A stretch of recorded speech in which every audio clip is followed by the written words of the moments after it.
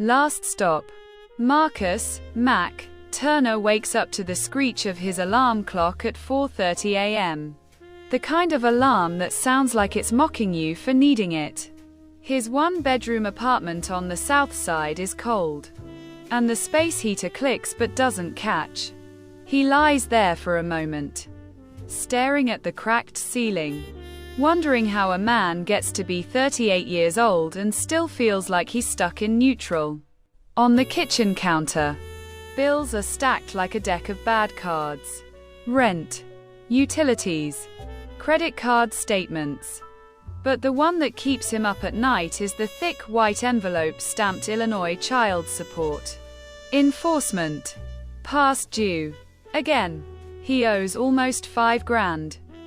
If he misses one more payment, they'll suspend his license. No license means no job. And no job means no daughter. He runs a hand down his face and mutters, "Damn. Mac's a bus driver. Been one for 11 years. He knows the city like the back of his hand. The rush hour choke points on the Dan Ryan. The best shortcuts through Englewood when the traffic lights act up. And which riders always try to hustle a free trip. He's good at his job. Maybe too good. Because the better you are, the more they pile on you. Extra routes. Extra stops. But extra hours? Not anymore. Management cut overtime last year. And now Mac's pulling in less than ever while everything else costs more. He grabs his jacket. CTA logo faded from years of washes. And heads out. Another day of driving strangers to jobs he wishes he had. Mac's past. It wasn't always like this. Mac used to be a star point guard at Morgan Park High. College scouts came to see him play. He had a real shot. Until a torn ACL in senior year ended all that. After that, life came fast. Dead-end jobs. A quick fling with a woman named Kendra that turned into Layla. His only child. He loved Layla more than anything. But being a part-time dad and a full-time paycheck didn't make him the man he wanted to be. He got into some trouble in his 20s. Boosting cars. Small-time hustles with his boy Rico. Never big enough to make headlines, but big enough to almost ruin him. He straightened out when Layla was born. Got that bus driver job and promised himself, never again. Enter Rico. That night, Mac sits at a South Side bar nursing a beer. Still in his CTA jacket. Rico slides onto the stool next to him. Loud as ever. Rico's 39 now. But you wouldn't know it. Fresh Jordans. Diamond studs. And a laugh that makes people look twice. He's the guy who never grew out of the hustle. Damn. Mac. You still driving that city bus like you running for Employee of the Month? Rico grins, slapping him on the back. Mac smirks. Pays the bills. Pays a bill. Maybe two. Rico sips his Hennessy. Meanwhile, I'm out here touching real paper. You could be too. If you stopped playing Mr. 9 to 5. Mac shakes his head. That life ain't me no more. Yeah? What's that envelope on your counter say? Rico's grin fades into something colder. Rico knows about Mac's struggles. Rico knows everything. They grew up together. Shared sneakers. Shared secrets. Even shared a holding cell once when they were kids boosting bikes. Rico's past. Rico never left the streets. His dad ran dice games in basements. His uncles moved weight. For Rico, crime wasn't rebellion. It was tradition. He tried a warehouse job once and lasted 2 weeks before he quit, saying, "I ain't built for clocks and bosses." Now he runs small crews. Boosting cars. Hitting card scams. He's careful. Smart. But still reckless enough to gamble with other people's freedom. Listen, Rico leans in. You need money? I gotta play. Real simple. Real quick. One time only. You in or what? Quote. The third wheel. Trey. The plan needs a driver for the switch car. And that's where Trey comes in. Trey's 26. Skinny. Always looking over his shoulder. He grew up idolizing guys like Rico. Guys with fresh kicks and fat stacks. Trey tried to go straight once.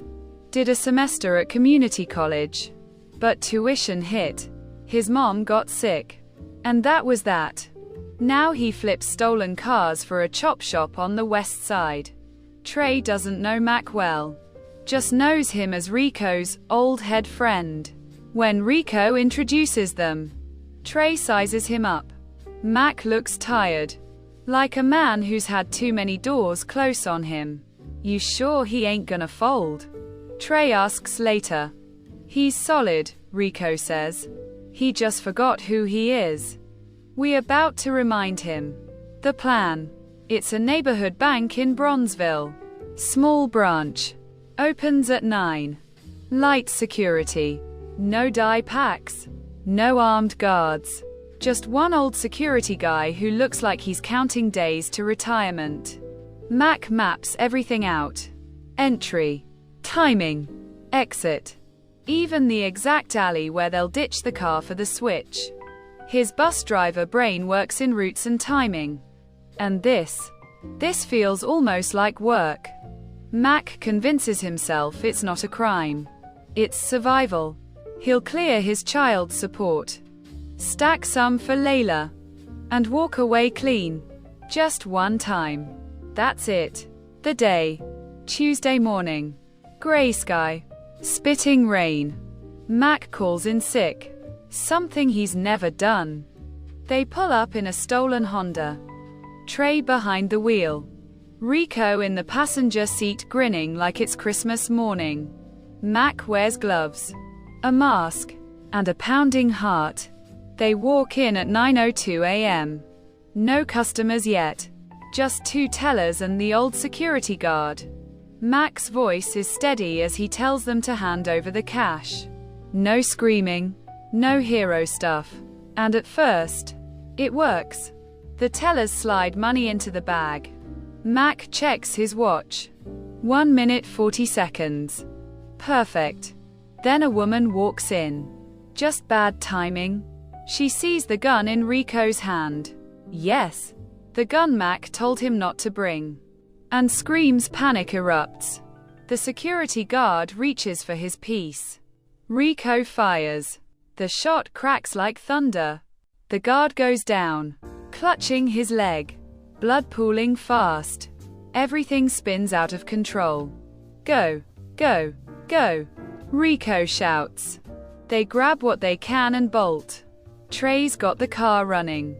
They tear through side streets. But Chicago's a fortress of cameras. Squad cars swarm like hornets. The end of the line. They make the switch. But it's sloppy. 2 days later. The FBI kicks Mac's door in at 3 a.m. He doesn't fight. Doesn't even run. Rico dies in a shootout that same night. Trey. He flips before the cuffs or even on. Trading names for years. Mac sits in a federal courtroom weeks later. Orange jumpsuit. Shackled hands. The judge looks at him like he's another statistic. Another wasted life. 22 years. That's the sentence. Mac hears it like an echo from the bottom of a well. He turns, scanning the gallery for Layla. She's not there. He doesn't blame her mother. Hell, he wouldn't bring her either. Final scene. That night, Mac lies in his cell, staring through steel bars at the faint glow of Chicago in the distance. The city he drove through every day. The city he thought he knew. He thinks about his bus routes. All those stops. All those lives intersecting for a moment before moving on. This is his last stop.